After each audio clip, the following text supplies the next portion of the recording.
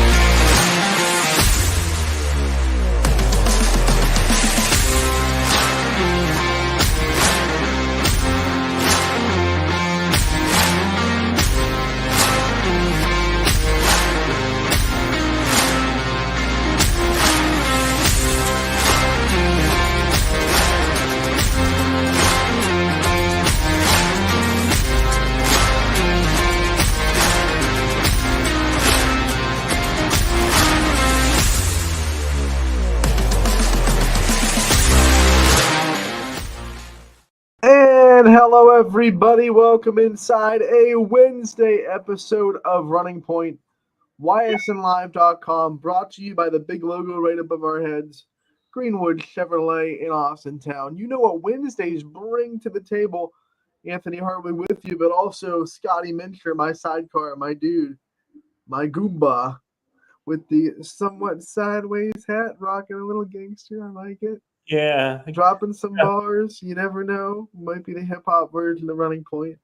Gotta go at least a little gangster. I know, you got to. Scotty, what's up today, buddy? How we doing?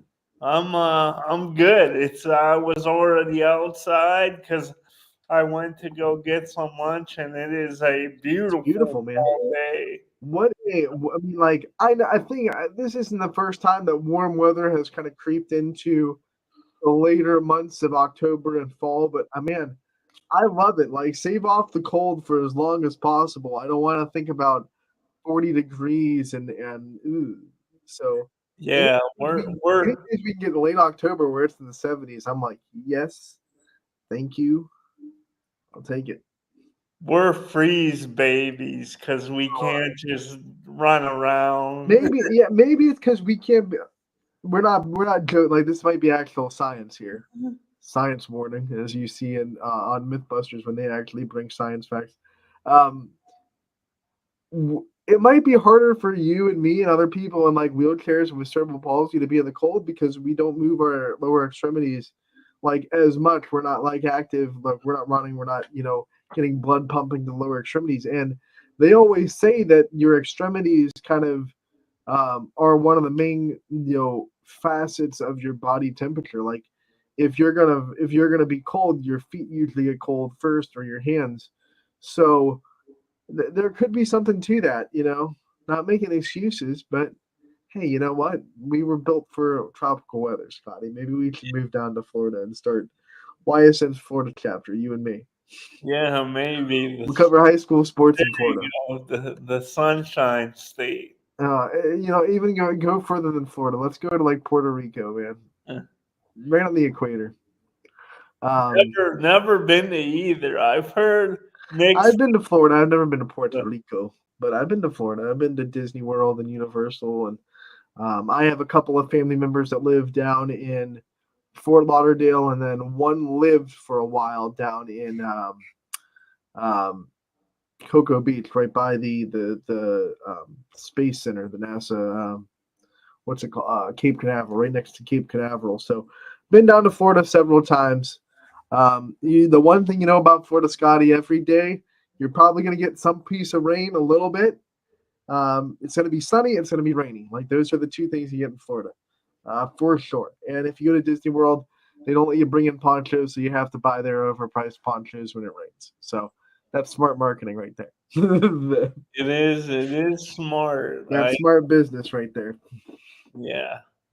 That's almost as not as, because it's not dangerous to be out in the rain, but it's almost as devious as like the people that maybe the fairs, or if you're out in somewhere where you're going to be outside for a long period of time, where they say you can't bring in outside water, but you have to buy ours, and they gouge up their water prices. like your bottled water. So like to avoid heat stroke, you have to buy our overpriced water.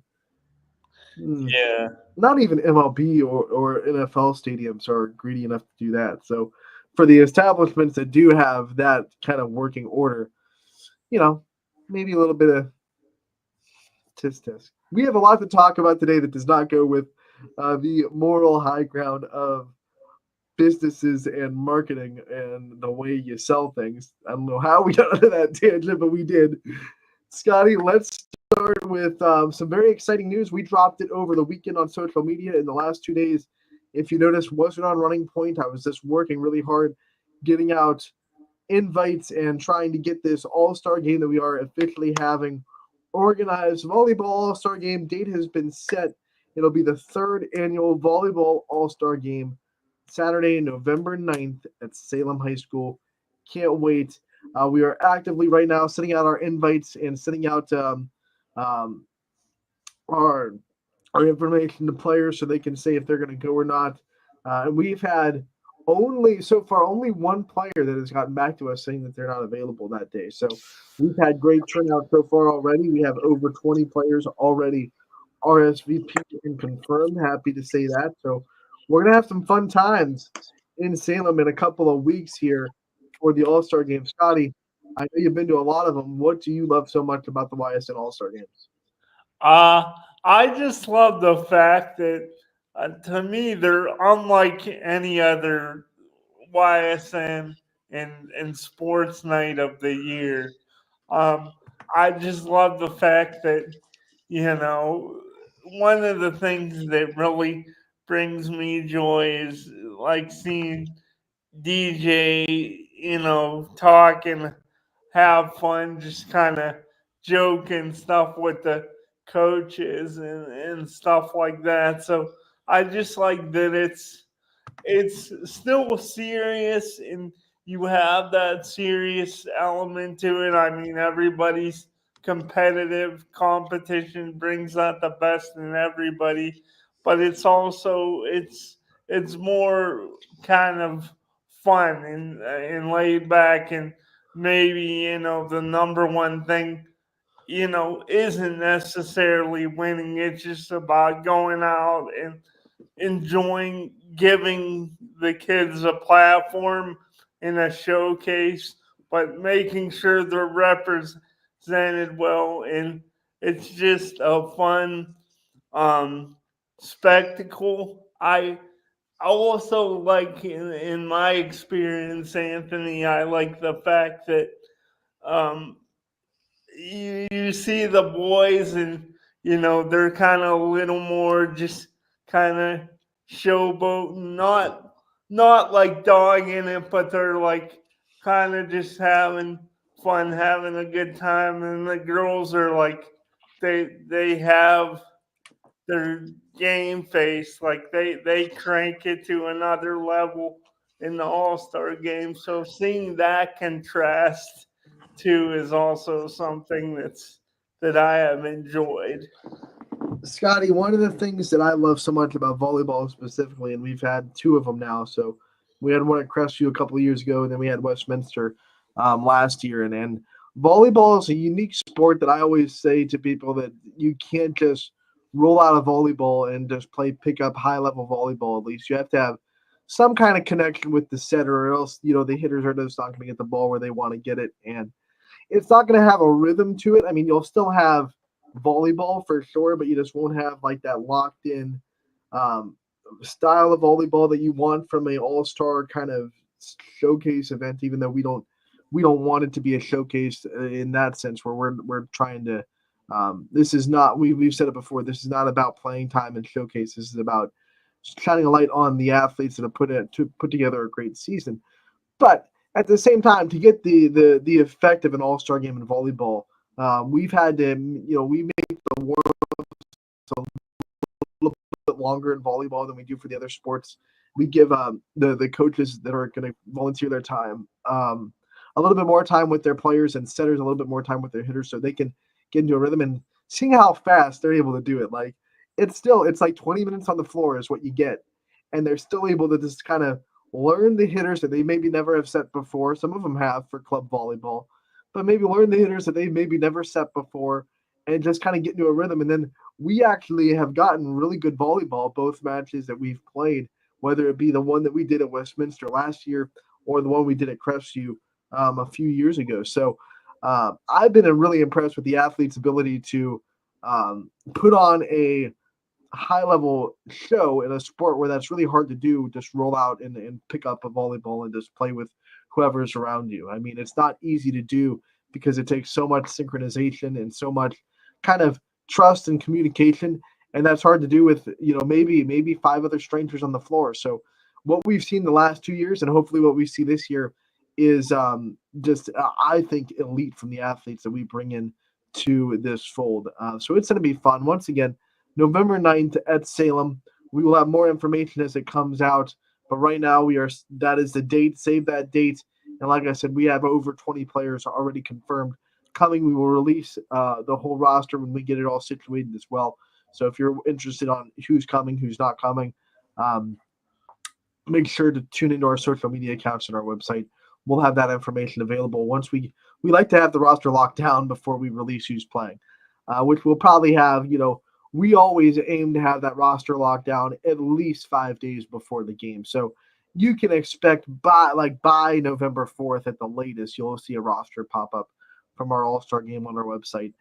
The other thing that we want to reiterate and make sure that everyone knows and understands, if you're new to YSN or you're kind of tuning in to the first time, every team in the YSN family gets someone invited. So doesn't mean that every team will have someone available to play, but or have someone show up, but it does mean that every team gets the opportunity to send someone. So if you're thinking that it's not going to be an equal opportunity All-Star game in that sense, you are wrong. We want to make sure that all the YSN family schools are able to get someone there. Last year we were so close. We only had, I think, one school last year was unable to attend. So we were so close to having 100% in last year's All-Star game. So hopefully this year we can get that 100% mark. So it's going to be a fun time. Salem, there's no better place to have volleyball. It used to host a district tournament for a long time before all the rearranging during COVID. Now it's super districts, a lot bigger. They have, more geographically spread out neutral sites. But when it was a local district, it was always Division III at Salem. I have plenty of tournament memories there in the Quaker Dome, as you might want to call it, or John Cabot Gymnasium to be official. The Cab. There's a lot of names for Salem Gymnasium. Um, so it's going to be a fun time. It's a great atmosphere for volleyball, and it'll definitely be fun. Scotty, you weren't at the Westminster game last year, were you? I was not, but I'm sure they really exciting and awesome. Anything involving you get those Quaker crazies in Yep. the mix. It's gonna be a lot of fun.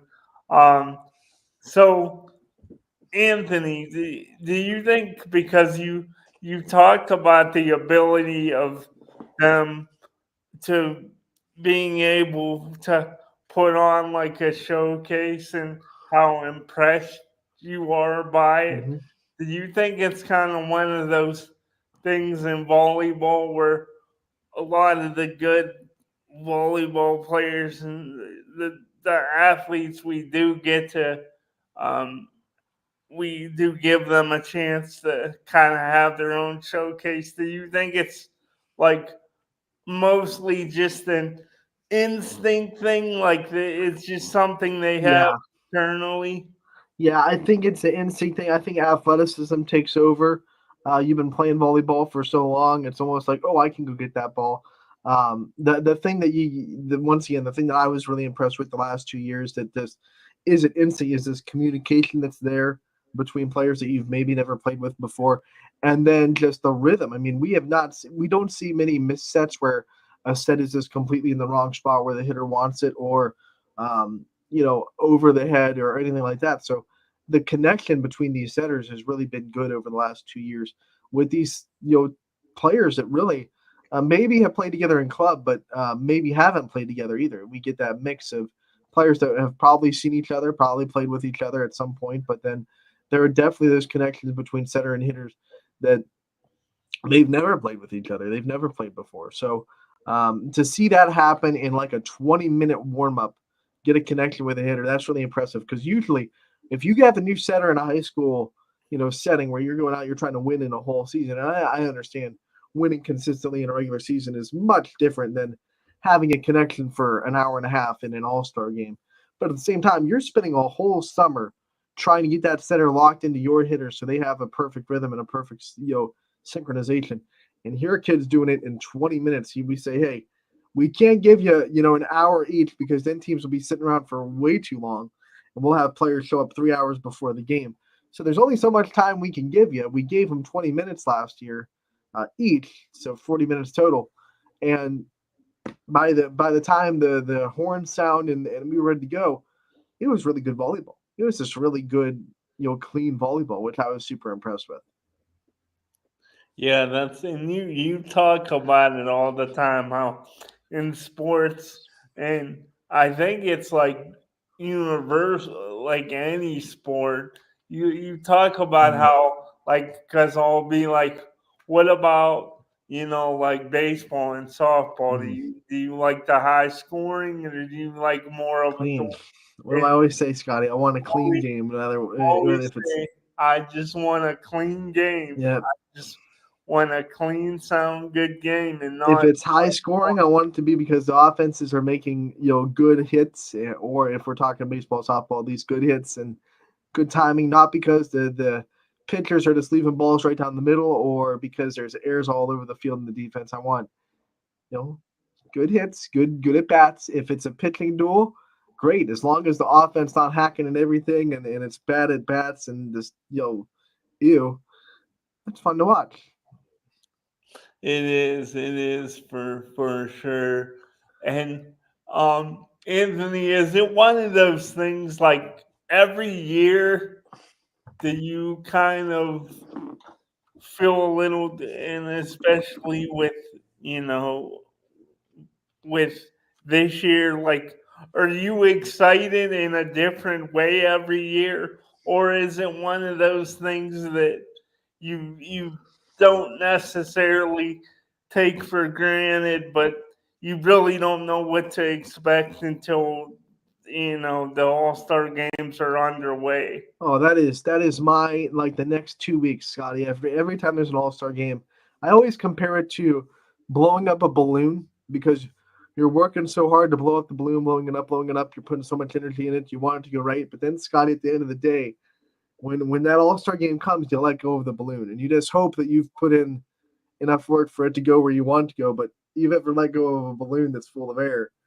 it kind of it goes wherever it goes. That's all you can do is, we have put in a lot of work, behind the scenes, every All Star game so far that we've ever had to fix the things that we think we can do better from the last All Star game and keep getting better and keep putting ourselves in the position to succeed and have all these kids have a great experience. But at the end of the day, we do all of that. And then when the day comes, you let go of the balloon and you hope that all the players that said they're going to come show up. One, you hope that it's a clean game with, you know, it looks like an all-star game. You don't want to have, you know, you don't want an all-star game to be like, it doesn't look like all-stars are out there. So you're hoping that it's a good game. And then you're also hoping for, of course, knock on wood, no injuries, nothing like that, silliness happening like that. You hope everything goes right that you've put into motion for years, right? Or not years, but for weeks of preparation. So for the next 2 weeks while we're getting ready for this All-Star game, I'm gonna be putting in all the time, putting in all the effort to make sure it gets organized and everyone gets there and we get as many players there as possible. But at the same time, the day of, you let go of that balloon and you hope it goes where you want it to go. That's all you can do. Um, I like the way you put it. You just kind of you're at the mercy of Yeah, the balloon. of the Um, balloon. yeah.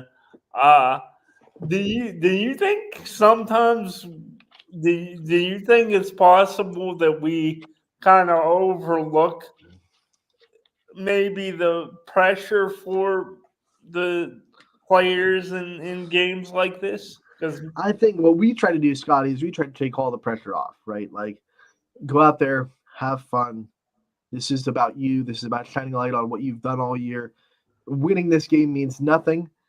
There are college coaches that want to come every now and then, but like I guarantee no one is making or breaking the recruitment process on this game. Maybe you get yourself on a radar. Maybe there's that. That could definitely happen. You could impress a college coach and they could ask about you. That's for sure. We welcome college coaches to these events because we want them to come see the best talent that our area has to offer. But it's not a club setting. Like they're not going to go there and completely judge you on how you're doing in an all star game. It's really just, in my opinion, as someone that has had a lot of contact with college coaches, um, it would be something just to get you on their radar. If they're going to this All Star game, they're just going to see the talent. Like, hey, what's this area about? What can I get out of this area? They're not going there saying, okay, I've been watching this kid for 2 years, and if she doesn't get 10 kills in this game, I'm out. So there's really no pressure. There's really not. We try to make sure that they know that this is a fun environment. We let them on their phones. We let them have the social media time on the bench, even though, especially on the girls' side, they struggle with that because they're so locked in. Like we tried to get them on the social media on the Instagram during the basketball game, but they were so used to this routine of like being locked in on the bench that like it just didn't happen. So we're trying to break through those walls and get them to let their hair down a little bit, let them have a little bit more fun with it as well. But you can't turn that competitiveness off. You said it before, Scotty, especially I think on the girls' side of sports because they've had to fight for so long just to get respect and notoriety in the media. So they're just in this mode in girls' sports where we just don't turn it off. And we see that in our All-Star games. Like we see in the basketball game, you said it. There's no like, hey, we're just gonna walk the ball down the court and the defense is just gonna stand there and let us do whatever we want. There's not that. No way. They're pressing. They're getting right in your face. They're playing hard defense. We don't see high scoring girls All Star games because they're out there just competing. They want to prove that they're the best All Star out there on the floor. So we'll probably see the same thing in volleyball. No one's going to just kind of be floating around letting this girl get a monster kill for the oohs and ahs. It's going to be, I'm going to get there. I'm going to try to block you the best of my ability so I can prove that I can do it against you. So it's going to be fun. We try to make it as zero pressure as possible. Get out there, represent your community, and just have fun because you had a great season. We try to get, one of the top players from every team that has really been doing a good job representing their communities all season to come to these All-Star games. So that's what it's all about. There's really no pressure. If you're out there and you're watching and you kind of feel pressure because you got invited to an All-Star game and you feel like you have to like live up to that status and come out there and have, like I said, like 10 kills, or we're going to be disappointed. Oh, we're never inviting her to an All-Star game again. That's not it. Like, no, you've done your work. You've done what we expect of you to get to an All-Star game. This night's just about you going out there, having a blast, getting a light shined on you for the amazing work you've done all year. That's all this is about. Do not feel any pressure about being an All-Star. If you're out there listening and you do, I want to make sure that is clear as day. Like, we already think you're an all-star. That's why you got invited. You don't have to prove anything to us by coming to the game and showing out. So there is no pressure. And if there's a little bit of that pressure in you that said that competitive spirit, then more power to you. If that's what gets you to kind of lock in, I know some players are like that. Some players can't turn that off. They're just like, hey, man, I'm looking around seeing enter name of great volleyball player there on the other side of the net, and I really want to compete against them. And there's that, I don't want to say pressure, but there's that buildup. There's that fire that burns in you that says, man, I got to go out there and compete against this person. If that's what gets you up at night, then go for it, man. But just don't feel that negative pressure that kind of makes you feel like it was a bad experience if you don't go out there and get 10 kills on the night, because that's not what this All-Star game is about. Like I said, we already know and believe if you got that call, we already know and believe that you're an all-star. So there's nothing to prove in this all-star game. You are there for a reason. Go out there, have fun, represent your community. Scotty, before we get to the scoreboard, which we will because we have tournament games and results to talk about, district championships are being set in volleyball and girls soccer after the results from last night. We do have some breaking news that came out yesterday in Boardman. We're talking about the baseball season coming up here in 6 November, December, January, February, March, 5 months. Boardman has a new baseball coach. The Board of Education officially signed off on the hiring of Joe Lindak, 2013 Boardman graduate. He will be taking over the job with the Boardman baseball team. So congratulations to Boardman and Coach Lindak on that opportunity. But we also want to give a special shout out into that to Coach Gabriel, who put in a lot of time and effort and into that program, building it up. And he put out a really illustrious career at Boardman. And I know Spartan Nation, Spartyville, is very proud of what Coach Gabriel was able to do with that baseball program. And now we hand over the rings to someone who is Boardman born and raised. Boardman loves to hire inside their community. So they bring a Boardman guy on that knows the program, that will care about the program. And I think they're in really good hands in Coach Lindak. So although we have another whole season before we get to baseball, we are excited to see the new era of Boardman hardball coming at you with a new coach. And we'll have a coach's corner with him towards the beginning of baseball season as well, talking to him about what he thinks of Boardman baseball, what he expects from this year. So that's fun and that's cool. And we want to congratulate once again Boardman and Coach Lindak on that new opportunity. Breaking news here on YSN that we put up on our website this morning. Once again, Boardman hires Joe Lindak as the new baseball coach for their program. Now, let's go into the scoreboard, Scotty. And I'm going to bring it up on the screen, and then I'll cue you up on who the scoreboard is presented by. So let's get it up full screen so everyone out there can see what we're talking about. It is a process. I think I have to hit like 5,000 buttons to do it. All right. There we go. There's the scoreboard on ysnlive.com/scores. Scotty, the scoreboard brought to you by Burnett Pool Spas and Hot Tubs. We've got it all. There you go. I told them on Friday that I think Burnett Pools might be sending us an email that they need to re-record their commercial with Scotty's vocals in there. That might be happening in the near future. YSN Scoreboard is a great tool for our fans, whether you were at one of the games or watching one of our broadcasts. Either way, you don't want to look away from the screen for too long, or action if you're there live. The YSN Scoreboard is a great way to get live, updated scores across the YSN family. We have a team behind the scenes that works diligently to make sure these scoreboards are as updated as possible, and you can see what's going on in the area while it's happening. So here we go. Last night, volleyball district semifinals, plenty of YSN teams in action. Asheville Lakeside, they had a tough task. They played the 2 seed in Division 3. They got beat by Gilmore Academy in straight sets in Gilmore Academy. Also in Gilmore Academy, a couple of local teams had to make the trip to Gates Mills Gilmore Academy because that's how the bracket works. So Boardman Canfield, although they're separated by about 10 minutes, went about an hour and a half down the road to play at Gilmore Academy, and Canfield gets the win 3-1 to advance to their district championship. Canfield versus Gilmore Academy on Thursday, at Medina. It'll be at Medina at 5 o'clock. District championship, Canfield versus Gilmore Academy. Should be a good one for the Cardinals. Archbishop Hoban, no problems with Alliance. They continue their glorious run as they try to get to a state championship this year. They're in the district championship right now as they win 3-0 over Alliance. Who will they play? Well, they'll play the Howland Tigers, who upset the 14th-seeded Wesley team. And Howland goes to their first ever district championship. Yes, very good program, a lot of good players, but this is the first time that the Tigers have punched a ticket to the district title game. So they will go up against Hoban on a Thursday. That game will be at Holy Name High School.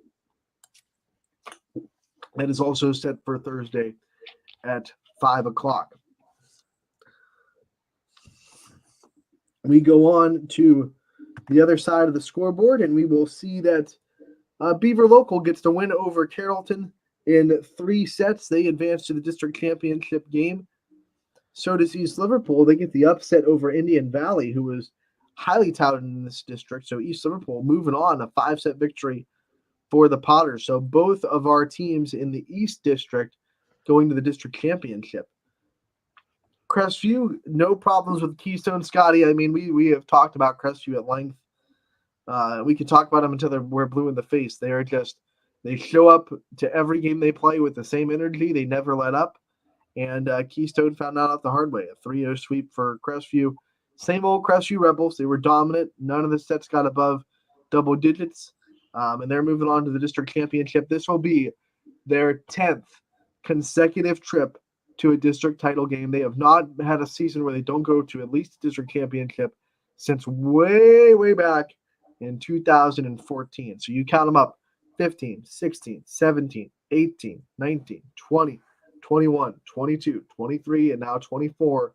That is 10 straight. It's a decade-long run of Crestview in the district championship game. Now they will be going for their 6th straight championship win on Thursday. They have won every district championship since 2019. Talk about 2019. Who did they play in that district championship, Scotty? It was South Range. And who will they play in this district championship? It will be South Range. The Raiders advance with a 3-1 win over Canton Central Catholic. A tough match for South Range. They won the first set 25-20, lost the second one 26-24, came back, won the third 25-23, and then used that momentum as Canton Central Catholic ran out of gas. They win the fourth set 25-10. The Raiders moving on to their first district championship appearance since 2019. We go to the bottom half of our scoreboard, and we can tell you that Girard goes into Columbiana. They beat the host Clippers in 4 sets, 3-1. Sets were tied at 1 apiece, Scotty, and then Girard pulled off a 26-24 win in the third set, which gave them enough momentum to take care of the fourth. But you got to say, if that third set goes the other way, you don't know how that goes. It was a back and forth nail-biter of a set. Columbiana showed a lot of grit, and I was talking to a lot of people in the volleyball world, Scotty. Not a lot of people, even though Columbiana was the higher seed, it was 3 versus 5. A lot of people weren't even giving Columbiana much of a shot, and they really battled a very good Girard team, arguably the best team they've played all year. They just could not win that third set, close one, and then they couldn't get enough energy into that fourth set to come back from it. So Girard will move on into the district championship game. They play Doylestown Chippewa on Thursday. But a great season for Columbiana, back-to-back EOAC champions, and they will try to regroup and come back next year. They lose a ton of seniors in that senior class, but they have a good JV team and a good junior high team coming up too, so don't sleep on the Clippers in their future, despite the big senior class. Garfield falls to Elyria Catholic 3-0, so the road is done for Garrettsville Garfield. A tough draw because Elyria Catholic is a little underseeded. They don't have a great record, but they play a ton of monster teams. For an example, they played Mineral Lake Catholic, who's the reigning state champions in Division 3 last year. Now they're 7 divisions, so they're in Division 5. But reigning state champions in back-to-back years. So they were able to play them twice. They're a high-level volleyball team, and they beat Garfield in 3. Ashtabula St. John, no problems in their district semifinal. They get the win 3-0 over Maplewood. Lisbon with the upset of Chalker. They win 3-0 over the Wildcats. That's a big upset for Lisbon. They're moving on to a district championship game. Congratulations to Coach Blackburn and the Blue Devils for a great win there. Wellsville moving on as well. They win 3-0 over Heartland Christian. And then Western Reserve, they've lost the first 2 sets of the night. They came back, won the next 2, and then a heartbreaker in set 5. They lose in extra points, 17-15 in the 5th. They fall to Kidron Central Christian, 3-2, the final score there. So a tough one for Western Reserve. They fought back from down 2-0. Couldn't quite pull off the reverse sweep, but they showed their valor in that comeback attempt. But their season does come to an end. Boys soccer, just 2 games. They were both from Beaver Local and East Liverpool. Beaver Local fell to Minerva 8-0. East Liverpool boys soccer falls as well to Riverview 8-0. So we congratulate both those teams on great seasons. Girls soccer, though, took the limelight as they had district semifinals. Springfield falls to Smithville 4-2, their season ends, but they had a great tournament run to get to this point. Crestwood and Southeast. It's Southeast with a narrow victory, 4-3. Southeast under the radar, having a very, very good soccer season. Just 3 losses so far on the year, and they advance into the district championship game. West Branch gets the win over Northwest 2-0. So the Warriors back in another district championship. So is Poland as they get the massive 6-1 win over Canton South. Come on. Don't fail me now. We go into the other side of the scoreboard, and Salem falls to a tough Firelands team. 1-0 on the road. Tough way to end the season for the Quakers, but what a great effort in that game where they were the underdog for sure. Excuse me.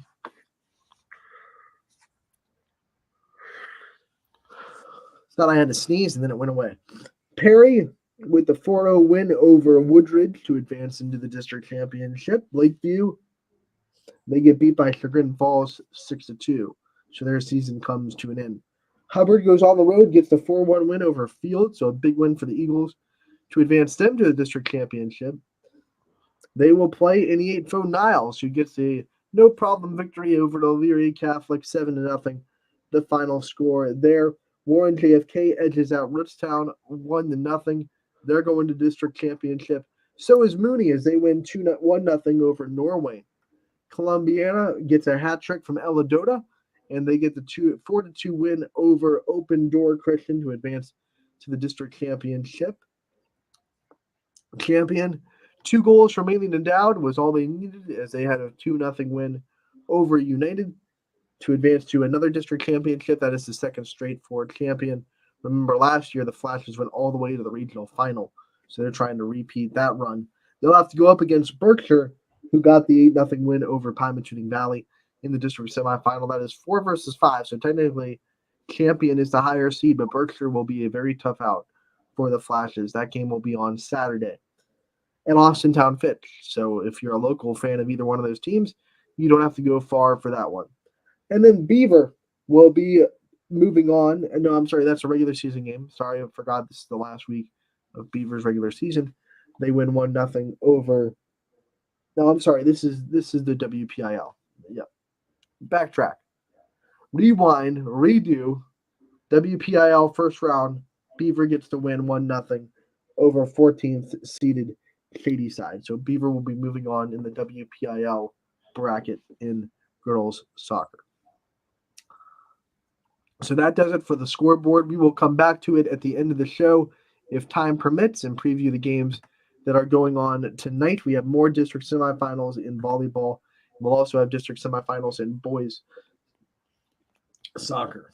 We have a comment, Scotty. Let's see. I'm betting it's not radar. I would have bet it was radar. Not radar. We say that Beaver local boys won 8-0. So our scoreboard, unfortunately, must be a little bit backwards there over Minerva. So we will have to fix that. We apologize for that mishap, and we would thank you for updating us. We will correct the scoreboard ASAP. So Beaver local boys win 8-0 over Minerva. We flipped that, and we'll get that corrected on the scoreboard as well. Scotty, we're going to take a commercial break. When we come back, we will ask the most dangerous question in all of online streaming. What is on Scotty Mentor's mind today? You ready for it? Let's get dangerous. We'll get dangerous after this commercial break, brought to you by Greenwood Chevrolet in Austintown.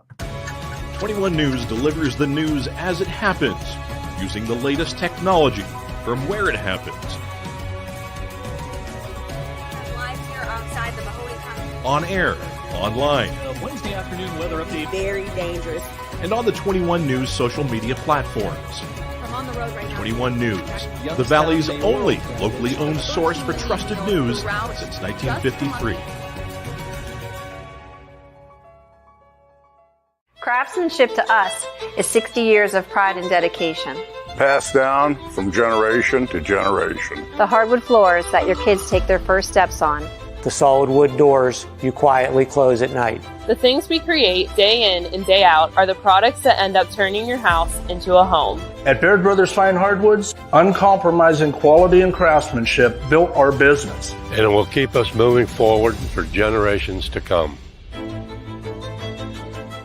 Going the extra mile at Greenwood Chevrolet means we want to take care of the community that takes care of us too. And we have to work together always. And that's how you stay in business for 40 years. You know, I love being a helper because when I help somebody, it makes me feel good.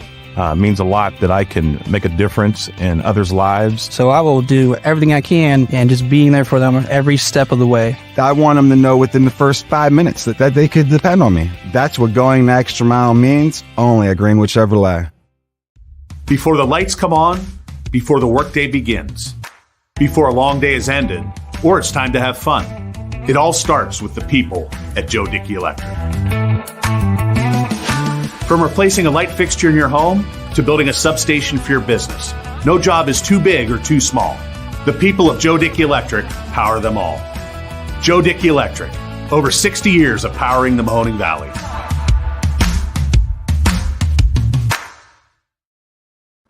Welcome back to Running Point on ysnlive.com, brought to you by the people you heard from in that commercial and the people that are right above our heads, Greenwood Chevrolet. In Austin Town, Scotty Mitchell alongside Anthony Hartwig here with you. And Scotty, it's time to ask the most dangerous question, man. What's on your mind today? Yeah, so I have something local, a local thing I want to pick your brain about. But first, I was just wondering, I think it may have broke last night. I saw it today, so it may have just became official or just about official today. I want to know your thoughts on your Kansas City Chiefs signing D-Hop, DeAndre Hopkins. So what are your thoughts on that? And then the second part of the question, Ant, every week it seems like I've been hearing that, Patrick Mahomes hasn't had a good season, and, this Chiefs offense are just not very good. They're inept and things and that. But then you look up and they're still undefeated. So do you think right now that the Chiefs defense this season has played better than last season's defense? Well, I'll answer your second question first because it's the freshest in my mind because it's the last thing you said. Yeah, the Chiefs offense, honestly doesn't look, fantastic this year. Now, injuries have been plaguing their offense. Isaiah Pacheco, he's out. Hollywood Brown hasn't played this year. Rasheed Rice is out. So we have definitely been hurt with injury. That's no doubt there. But you look at our offense, we haven't scored 30 points yet this year. That's just reality. We scored 28 on Sunday against San Francisco, which was fun. Kareem Hunt has seemed to bring some running back to our offense when we. And then, I hate to be a jerk, but it just, I just wanted to throw in there. I'm sorry, I never want to cut you off, but I just wanted to say that the Browns' offense this season has yet to score 20 points in a game. That's because the Browns have a very sketchy individual as quarterback for the first 6 weeks of the season, and it did not work out in their favor. Scotty, I'm sorry. I know you're a Browns fan. That will go down as one of the dumbest moves in GM history.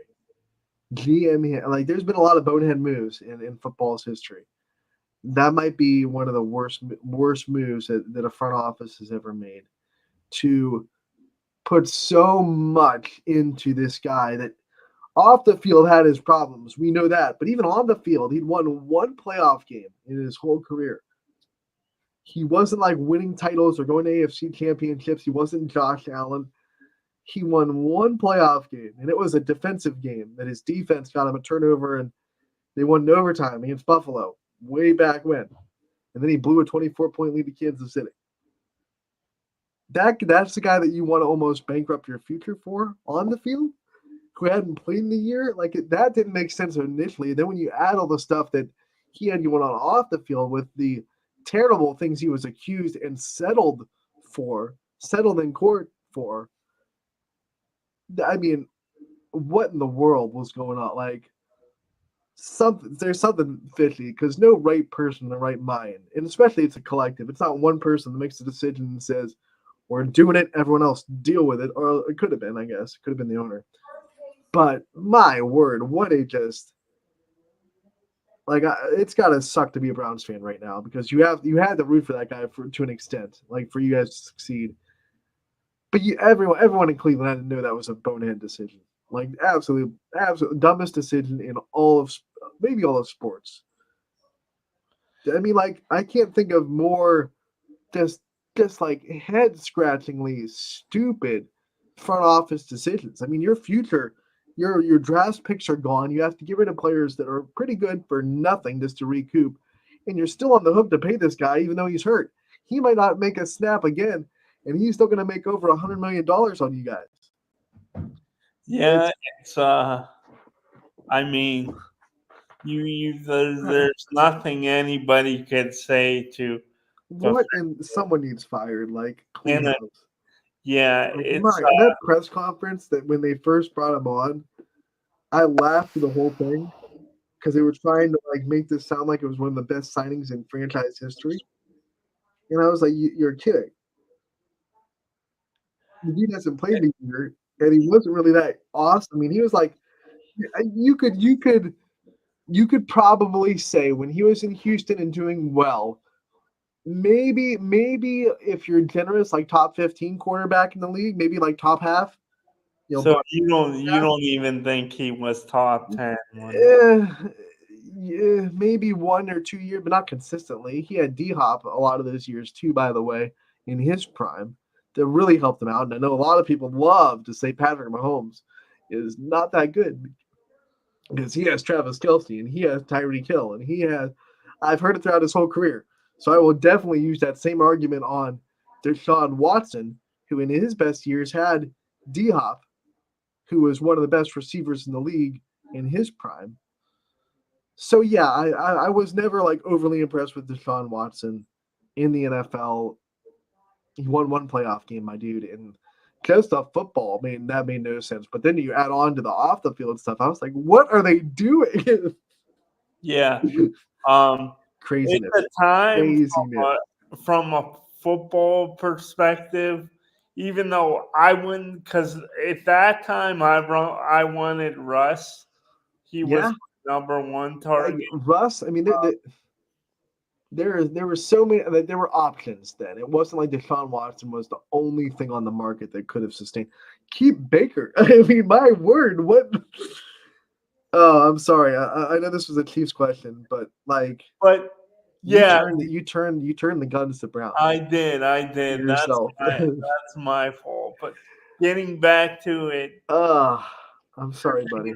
And then one more thing, watching the awkwardness of Browns fans trying to that first year when they signed him, trying to like navigate how to find a way to root for this guy that was still like being accused of all the stuff he was accused of and trying to just find a way to that was so awkward. Ugh. Yeah, it's definitely a mess. And Scotty, let me ask you something. We're on this, and I know this is your segment, but it's on what's on your mind. So I have to ask you, because I've seen a lot of Browns fans' opinions on it, and they've gone both ways. Do you like the players defending the guy in their locker room no matter what because it's their teammate, or were you kind of like put off by teammates coming on and saying he was a great player, he's a great teammate, all the stuff that Jameis Winston said about his work ethic, and Myles Garrett comes on, talks about him how he's been I think he said high class, like a stand-up guy since he got to Cleveland. Do you like the guys publicly defending their player because it's their teammate, or were you kind of annoyed by guys defending a guy that was clearly just not a good fit for Cleveland? Where do you stand? I hope this isn't a cop-out answer, but I'll say that I understand why they would defend them because they're the one that sees them in practice every day. You know, they're around them more than a lot more than the average fan is. The players and coaches, they have a more personal relationship with him. So I understood that.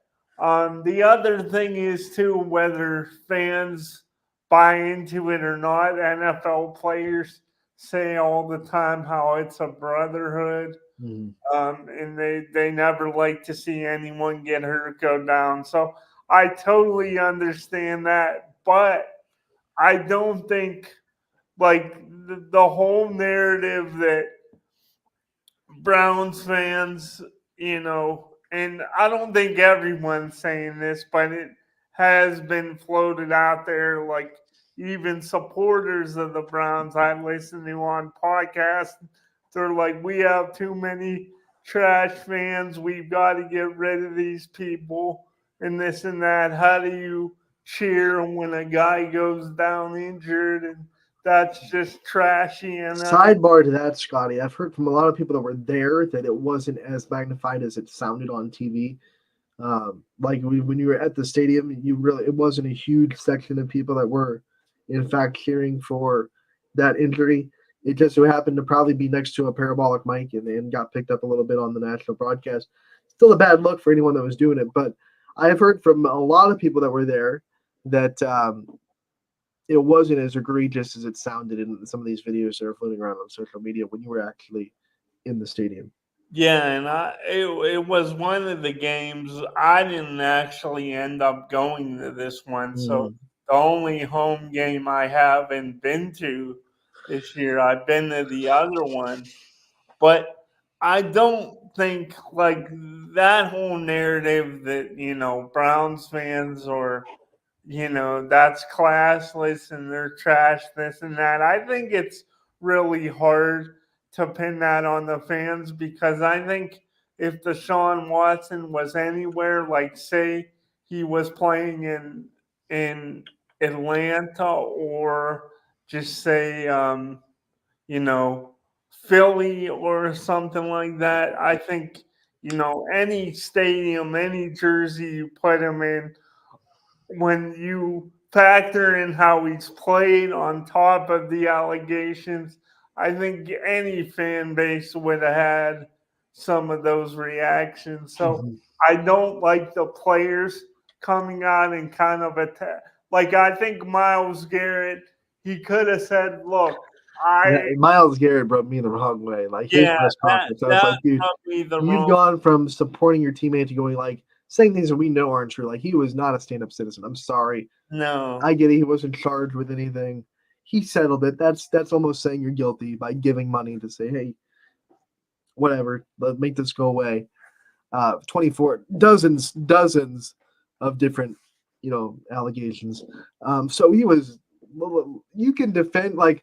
My stake was you can defend your guy and say, hey, that's my quarterback. We fought together. We don't want to see him hurt without like being tone deaf to what his situation was.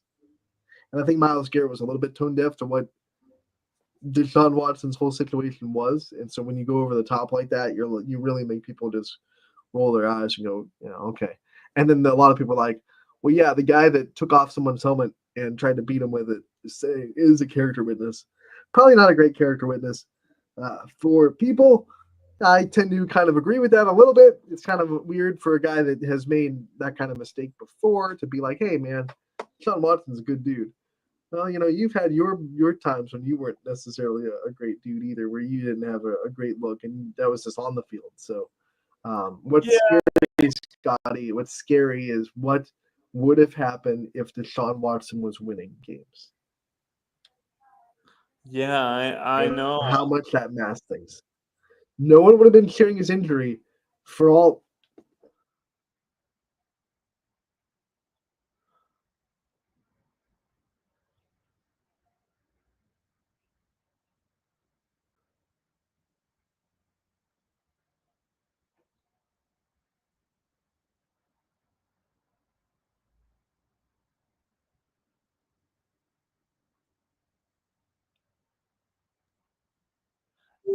You hear me?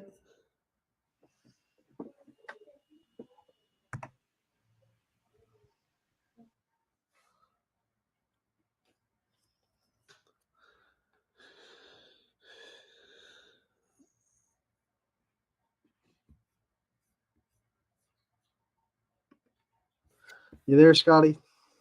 Yes. Lost My you. computer turned off, so. But you were saying it was barely unplugged. You were saying what would have happened if he was winning games. Right. Like I don't think the fans would have cheered for his injury. Now I know a lot of fans have defended themselves by saying, bringing up the off the field stuff, but if he was winning the games, I think a lot of fans would have just like forgotten about that stuff. Yeah, I mean, look at. I mean, I'm not saying that it's definitely wrong, but it happens everywhere. Like everywhere in sports, winning and talent mass pretty bad character choices. So that's always scary to me to think like, well, if he was winning games, if Deshaun Watson was working in a normal job, he would have been fired and never worked again. Right. So that's always just the thing that's like, oh man, sports. We love sports, but there are kind of dark sides of sports a little bit. We are hitting the end of the show, Scotty. I apologize for eating up a little bit of our time with our. I'm sorry. No, we're good. That's on me because I wanted to sprinkle a local thing in there, but that's my fault. What was your local thing? Well, we'll talk about it. We'll go into overtime real quick to make sure we can bring it back to local. Okay. Cool. So one local thing I had, Anthony, for you. You were talking about earlier about the competitiveness of the athletes you cover, and more specifically the competitiveness of the girls' side. But you've talked to me a little bit about in the past about how you weren't really like a sports fan right away. It kind of developed over time. So I was just wondering about your competitiveness. What was the age you started really becoming really super competitive? And then the second part of that thing, and if you go back to, because you've been with YSN since the beginning, if you go back to 2017 or even before that when we started here at YSN, who's one athlete, if you could pick, that you would want as a teammate? All right, so once again, I'll answer the last question first because it's clear in my mind. So you're saying an athlete that was playing before YSN started that I would want as a teammate, right? That's what you want? Or during the infancy days of YSN. Wow, you're making me go back into the memory bank, Scotty. You're putting me on the spot. Let me do some computing here.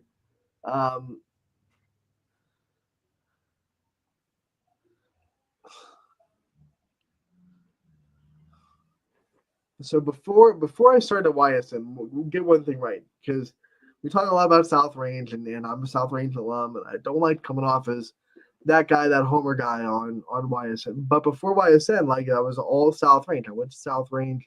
I ran their social media for 3 years before taking the job at YSN in 2017. So my knowledge of pre-17 athletes is a lot heavy towards South Range. And that being said, I'm going to go with a guy that had a really good basketball career at South Range, but also I think a golf career at South Range, and he continues to light up the golf course with the greatest golfer. I believe he's won. He's Brian Tolnars will be mad at me if I get this wrong. I think he's won 6 greatest golfers in a row. It might be 7 now. Braden Pluchinski from South Range. That dude was he was so hard to defend on the basketball court because he was a point guard that could also, he was tall, so he was hard to block a shot against. He was so athletic. Took South Range to a couple of district championship games. Unfortunately, ran into a couple of good Springfield teams there. Kansas City Catholic also was a bugaboo for South Range in that time period for the district championships on the boys' side. But man, he's a South Range legend, a Hall of Famer, I believe, at this point. Probably for his golf, because he went on to have a great golf career at Youngstown State, and like I said, continues to golf really well in the area in the greatest golfer tournament in the summers. So I'm going to go with Plu. We call the Plu and South Range, Brandon Plechinsky. That's my pick. Nice. And then wait, I got to get to the second part of your question because there was the first part. Oh, the first part was what my competitiveness, right? Was it, or was there a time that coincided when? I would say, like, there's a time, Scotty, and I know this sounds crazy because it's like you've always had a disability, but when you're developing, and maybe I think other people with my level of disability can probably relate to this.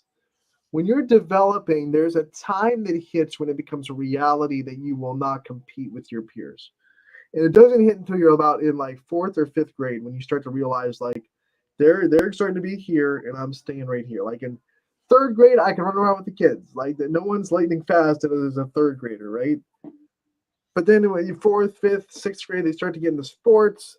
That's when you start to realize like I'm not there anymore and I have a disability and I'm not going to be able to play sports in the same way that the people that I go to school with are. So that's when like the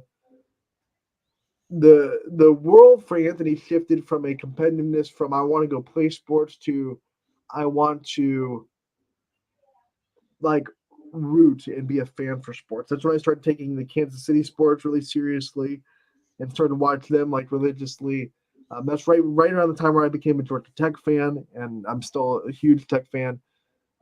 Started to support the teams at South Range a lot more once I got into like 6th grade. And became kind of one of the people that was always at South Range events and South Range, huge fan as a student at South Range, went to everything I possibly could.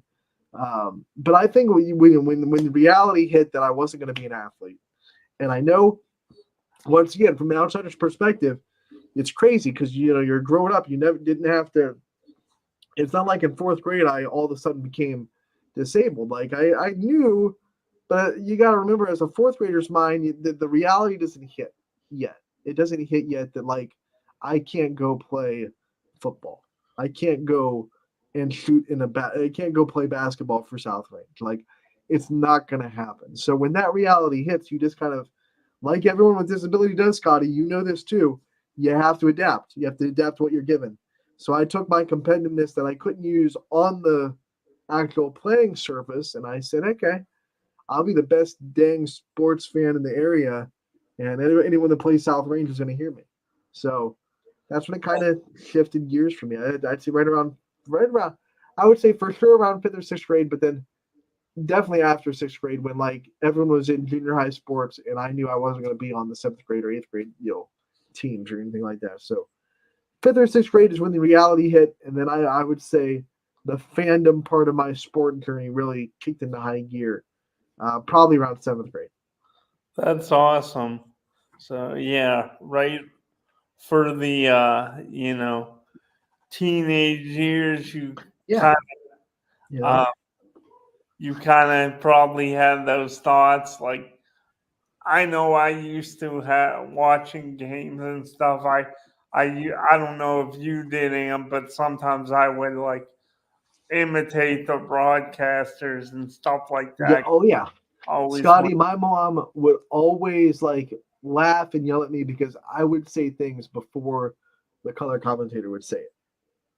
And that's when she's like, I know you, because in high school, I was all about wanting to be a film director. I made movies as a high schooler with my friends in the summers. My senior project was a documentary about the basketball team. I was all about wanting to be in film school. I went and visited at USC.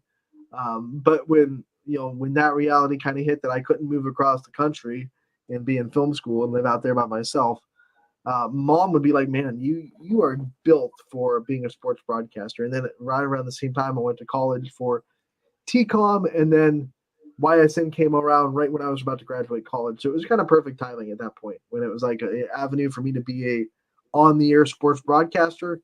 And then right after I kind of graduated college, it was actually, I signed on with YSN about a month before I graduated at YSU. In November of 2017, I graduated in December. So that's awesome. Well, thank you for putting up with me today, Scotty. Thank you for dealing with my computer glitching and turning off and not running away and being like, "Nope, here's over." No, I when you know I can't run. So. I came back and I saw you like looking around, like, what do I do now? Yeah, I'm like, oh boy, what do I do? Like, I guess just wait. I was hoping you'd take command. Be like, all right, this is Running Point. I should have just started. This is Scotty Minter's show now. Singing. All right, Scotty, what a great week it was here on Wednesday's episode of Running Point. We want to thank you so much for coming on like we do every week. We will be back next week with Scotty on Wednesday like we always are. Scotty, it's our last week of the Audible call together, buddy. Week 10, the last week we do it. So I want to remind everybody on Friday night, 7 o'clock, tune into the Audible call on Ysn social media pages. I'll be there. Scotty will be there. Mike Ackelson, of course, as the wonderful host. Radar will probably definitely be there with his Tupperware and stealing pizza. Yeah. Eric Oates, all the game, Mike Swinehart, we'll all be there for the Audible call. One more week of that in the regular season. We're excited for it. Scotty, we will see you on Friday. We'll see you on the show next Wednesday.